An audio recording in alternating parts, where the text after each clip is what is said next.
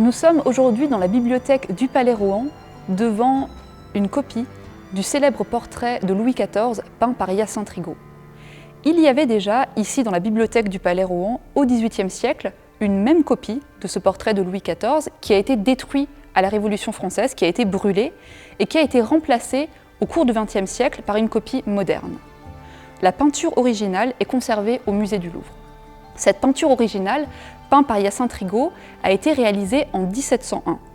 Elle est commandée au départ pour être offerte au roi d'Espagne, Philippe V, qui est aussi le petit-fils de Louis XIV.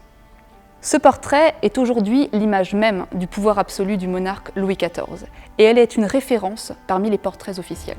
La peinture originale est donc peinte par Hyacinthe Rigaud. Hyacinthe Rigaud est né en 1659 à Perpignan. À partir des années 1680, il se fait un nom dans l'art des portraits.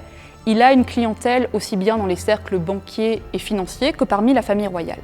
L'année 1700 est une année importante dans sa carrière, puisqu'à la fin du mois de novembre, il reçoit donc la commande du portrait de Louis XIV. Il va obtenir plusieurs séances de pose au cours de l'année 1701, ce qui lui permet de rejoindre le cercle des peintres privilégiés qui ont pu peindre Louis XIV en sa présence. Le portrait est officiellement présenté à la cour en 1702 et il obtient un tel succès qu'il ne va pas quitter la France. Sur le portrait, Louis XIV est âgé de 63 ans et il est en partie habillé en costume de sacre. Le décor est très formel, très imposant.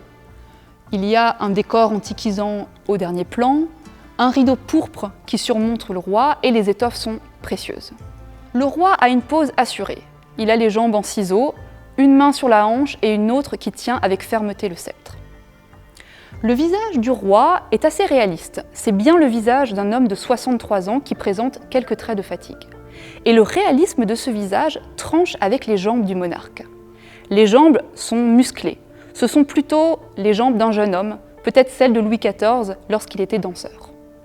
Mais l'intérêt du peintre est de présenter le roi comme un personnage fort et vigoureux, ce qui explique ce décalage entre le visage et les jambes. Sur le portrait, le roi porte plusieurs des symboles et des insignes royaux.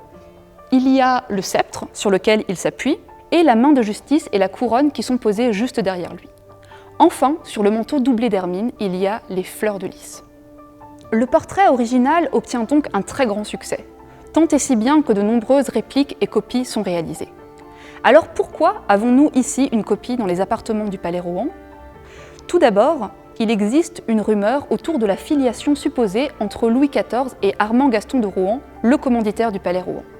Saint-Simon, au XVIIIe siècle, lance en effet une rumeur sur le fait que Armand Gaston de Rohan, commanditaire du Palais Rohan de Strasbourg, serait peut-être l'un des fils naturels de Louis XIV, ce qui expliquerait la présence d'une peinture représentant Louis XIV dans la bibliothèque du Palais.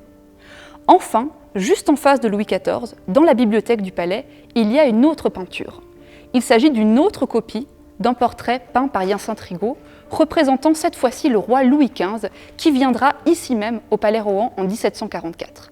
Les deux souverains se font donc face dans la bibliothèque et un dialogue s'instaure entre les deux peintures.